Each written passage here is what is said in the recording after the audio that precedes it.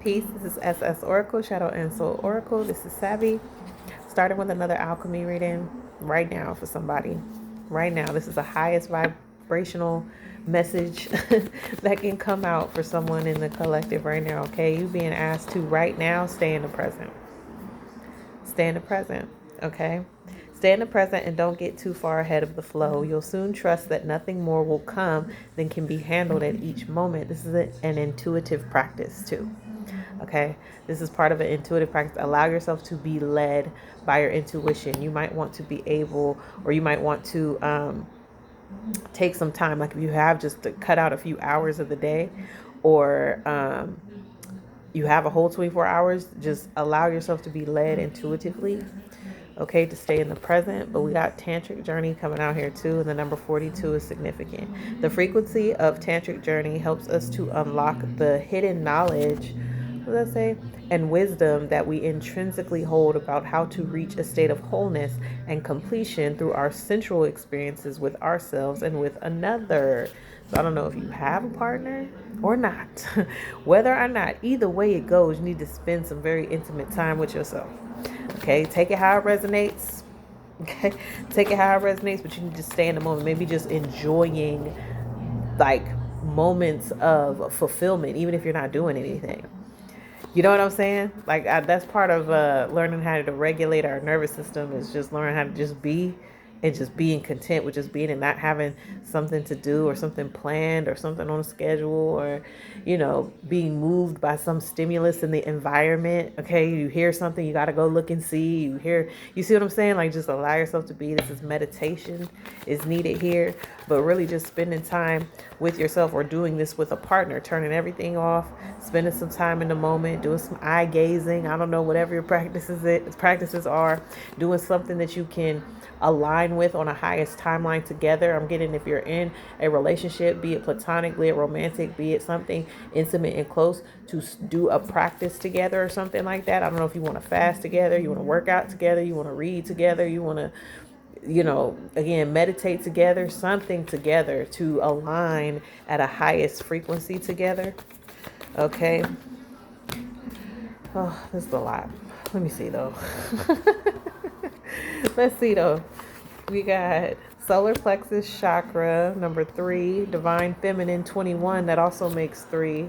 Consciousness, number 17, and discernment, number 20. Okay, so we got 20, 21, 17, 3, and 42. Lotto numbers.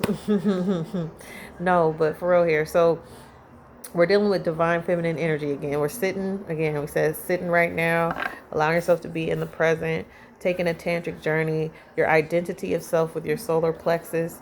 Okay, let's read into the solar plexus. It says the frequency of solar plexus chakra, the yellow flower of light, supports our sense of self, our personal power, and our willpower, as well as our knowing of who we are and what our contribution is to the whole. Okay, so how you identify with yourself, how have you cleared your solar plexus? Your solar plexus needs to be cleared. Okay, that's what I heard. Your solar plexus needs to be cleared. Again, possibly fasting. You got to get the digestive system clear.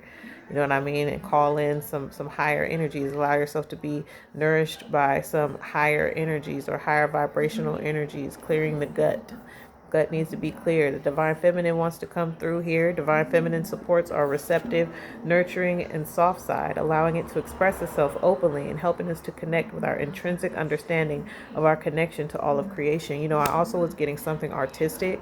Okay, if you're with a partner, you have a partner, or even by yourself, involving yourself, like go painting or something, do something like that. Just get into some craft work or some creative work to allow that flow to put you in the now. Like the now is the flow state. Okay, because things keep moving, right? We're learning how to connect deeper with our divine feminine energy by allowing the vessel to be cleared for the flow. And that's what the solar plexus was about clearing the digestive system, possibly with fasting, or just how you identify and connect with things, with yourself, and allow that soul energy to connect with others, because souls are part of a collective, right? Like it's a journey to finding soul tribe, soul family, soul mates, but it exists, right? We have to know that. So it's like, in order to connect with those relationships, we have to increase our vibration. And a part of that process is releasing from the gut. Okay. Releasing from the gut. We got consciousness. The frequency of consciousness supports our ability to focus our attention on all of the multidimensional aspects that show up, so that we can include them in our reality. Yeah. Anything that's happening, we need to understand that dimensionally, like, we exist on any plane. Anywhere our consciousness goes, that's where we exist. So the third dimension, you're always there. There's no getting out of the third dimension. And I need somebody to understand that, or collective to understand that. You have to be able to perceive your experiences from a higher perspective. That's what the third eye consciousness is about. Okay, being able to see beyond the physical, or see beyond illusion, and be able to see into spiritual world, or the spiritual realm, and decode signs and symbols, and understanding synchronicities. You have to activate that higher consciousness, third eye consciousness, to see into the multiple dimensions that we exist in. And so the third dimension, being the densest layer, there's a lot to have to see through in order to understand that, one, we're always on our path, but we're always in a state of balancing, right? Attempting to balance, or ascending or descending. But for who I'm reading for right now, for this alchemical process, you have to stay in the moment to find that balance or equilibrium, right? This is why you're being told to possibly fast, to clear your solar plexus, so that you know what you identify with. That's the chakra of identity, right? Our soul identity. So we want to identify as our highest self and be our highest expression. So that will require us to do higher vibrational things, and allowing our intuition to lead us to those things. Okay. Discernment. It was the last card. All right. The frequency of discernment supports our ability to view the world and the people around us from a place of inner balance and detachment, yet with compassion and wisdom. We can't, in this phase, we can't allow ourselves to be phased by what we see around us and what other people are doing. What people do is subject to their consciousness and the path that we're on, and we're all on individual journeys. So I don't know if someone has a very strong empathic energy, and you may feel like you have to kind of do what maybe other people around you are doing, or maybe on social media. I don't know if there's just like something going around where it's like, you should do it this way. Like, no, you need to pay attention to where your energy is leading you to connect. Right? You're being called to connect, tantric journey. You're putting together some aspects of self on a deep level, or you and your partner are doing this together. So you have to be discerning in the energies that you allow into you, not into you. How can I say that better? You have to be more discerning of what's around you, and how you consume it and how you perceive it, because you don't want that to be a part of your identity. That's the discernment. It's like, you allow people to have their life, you allow people to have their truth, and what doesn't work for you doesn't work for you, right? But you don't argue, and you don't go back and forth with that. You know what I mean? So it's like, you have your balance within, and it healthily allows you to detach from what anybody else is doing or believing in, because you've done your inner work. You've spent that intimate time with yourself, or you've spent that intimate time together to know yourselves, to be in the moment. So if something shifts, you know where your equilibrium is. Basically, that's what the work is for, because we shift environments. That's what I'm saying right now. Right now, you need to learn how to sit with yourself. Learn how to sit with yourself intimately, and know what you identify as your truth, so that when you're around others, you can discern, and you won't get swayed by certain energies or influences that are around. Okay, we got to have maintain our highest awareness, or our highest consciousness. This is what the learning process is for alchemy. I'm about to pull an Egyptian god. All right, just to see what other kind of focus we could get from the higher ups. Let's see. Ooh, Apophis. I don't know if you saw that. It's kind of blurry, but it represents darkness. All right, 34 could be significant. This could be shadow work. It's not. It would be crazy for me to say it's easy, but the shadow work energy I'm getting with darkness is because in the mythology, of the ancient Egyptian Kemetic mythology, Apophis is that chaos. that we're trying to avoid day to day. Okay, we're trying to avoid going into confusions or uncertainties. Like we want to avoid them, but we can't though. Okay, like we can't. There's always some type of unpredictability that comes around, so we have to put on our third eye. I don't know, let me see, I hope y'all can see this, because I'm reading the symbols here. If you see the hawk here, that's Haru.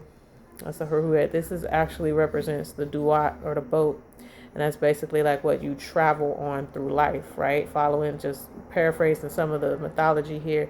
You travel on this boat. You use Heru. He is one of the Ennead. You use Heru, which is the eye, the hawk, to look into the depths of the darkness in the water. So he's the higher self that looks into the depths of the darkness, of the things that are uncertain and the things that we're not sure about, and analyzes them carefully.